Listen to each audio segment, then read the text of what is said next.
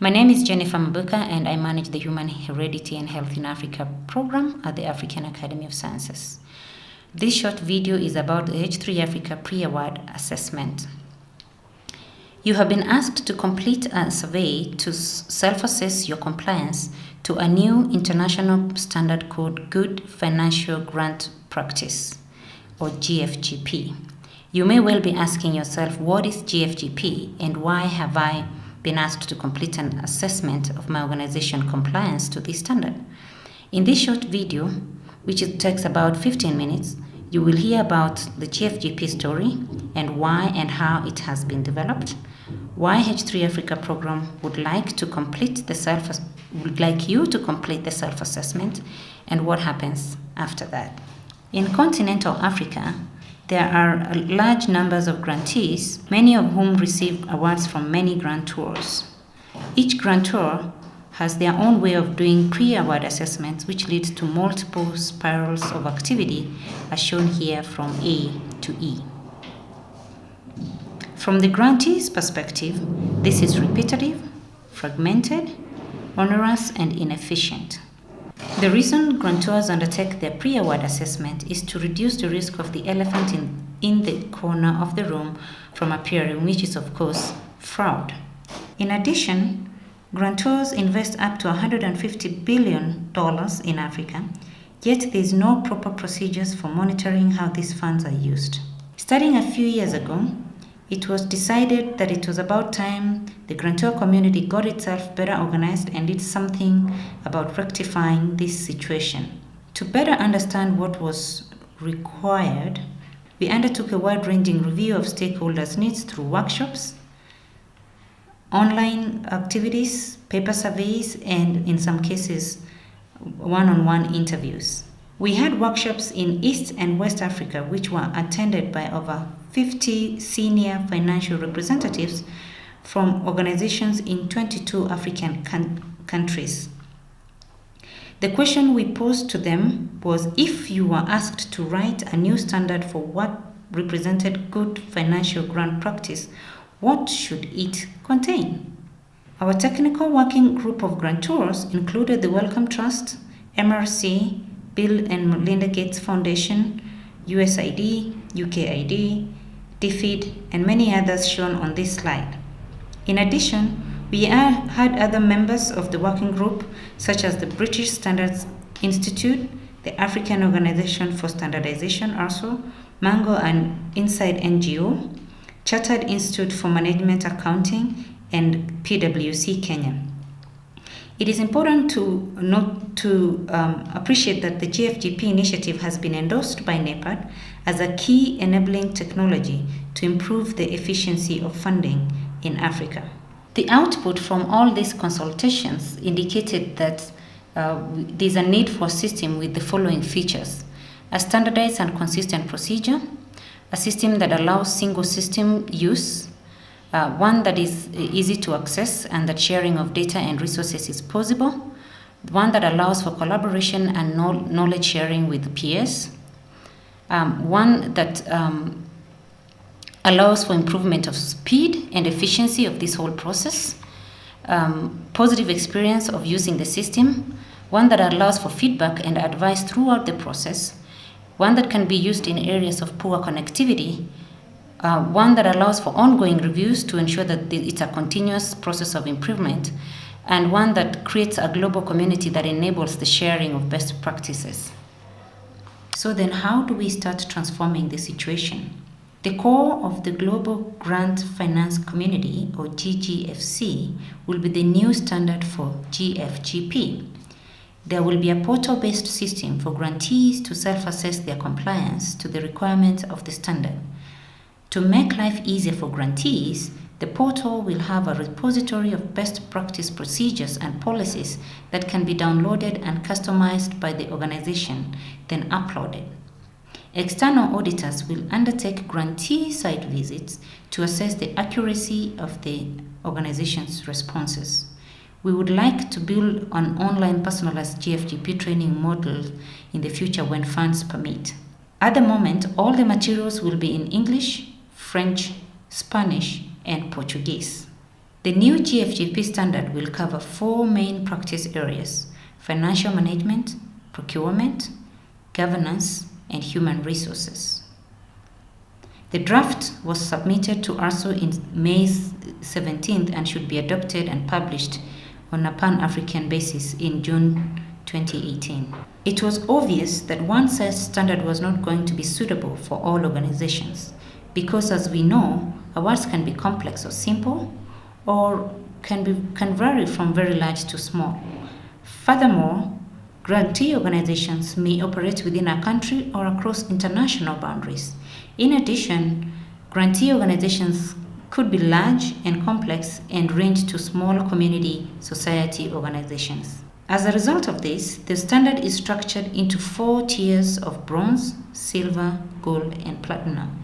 The tiers are cumulative, and so to be compliant at silver, you need to be compliant with all the clauses in bronze. To be compliant at the gold tier, you need to be compliant with all the clauses in both bronze and silver. And finally, to be compliant at the platinum level, you need to comply with all the clauses in the standard. There are a total of 261 clauses in the standard, and for full compliance at the platinum tier, an organization will require 55 procedures and 48 policies, though we need to appreciate that one procedure or policy could meet the requirements of several clauses in the standard. As stated earlier, we plan to make life as easy as possible for you by having a library of best practice versions of these documents available on the portal. Unfortunately, this will not be available till the portal goes live in Q1 of 2018. So how will the system work in practice?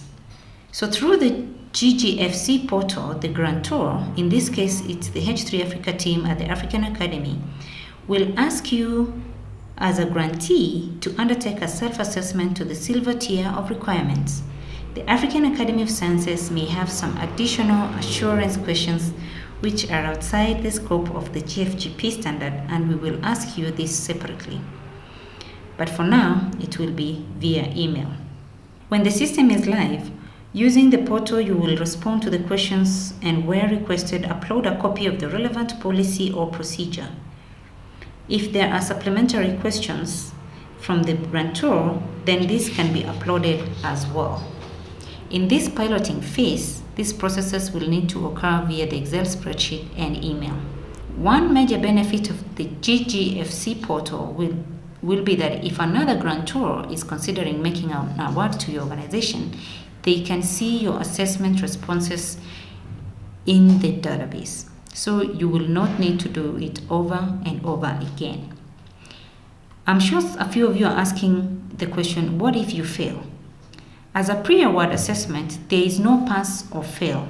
Your responses will either yes, meaning compliant, no, not compliant, but working towards compliance, and will be compliant at a date that you set, no, not compliant, and finally, not applicable to your organization, and in this case, you will have to give a reason why. At some point in time, after you have completed their self-assessment, an auditor will be asked and paid for by the grantor to visit your organization and review your responses and check that you are indeed working to the policies and procedures.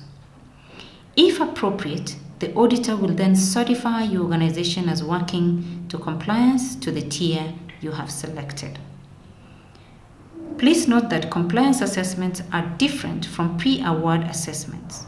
To be certified as working in compliance to a certain tier of the standard, you will need to be compliant with all the clauses in the tier, plus of course any clauses in the lower tiers.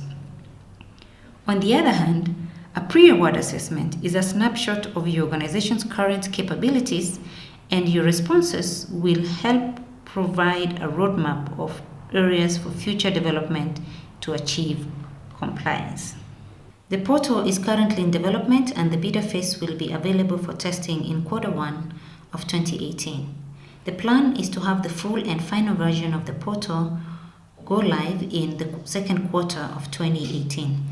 Ultimately, the GGFC hopes to work closely with grantees, grantors, and auditors towards a common goal of standardized, simplified, and strengthened financial governance. So why are you being asked to complete this assessment? With immediate effect, the African Academy of Sciences are adopting the use of the draft GFGP standard and assessment system as the basis of their pre-award assessment framework. A copy of the first technical draft of the GFGP standard is included in the pre-award assessment material. As the portal will not be available till Q1 of 2018, we are using an Excel-based version of the questions. And we acknowledge that while the portal itself will be very smart and easy to use, the Excel system is not as easy, and we send our apologies. So what do you need to do? In this case, the H3 Africa team will be available to respond to any questions that you may have on how to complete this self-assessment questionnaire. The tiers of the standard are cumulative, and so to self-assess at the silver tier level, you must also complete all the questions at the bronze tier level. Please answer the questions in the bronze and the silver sheets for financial management, human resources, procurement, and governance. Where the form requests you to submit a process, procedure, or policy, please remove all personal data from the document and then codify the document with the relevant clause reference number from the assessment form, and then email the document to the African Academy of Sciences as supporting evidence of your responses to the assessment. And then finally, email all the completed assessment forms to the African Academy of Sciences. Thank you for listening, and we hope that this short video was helpful. We are willing to take any questions that may arise. Please email us on the email address that is shown here below. Thank you.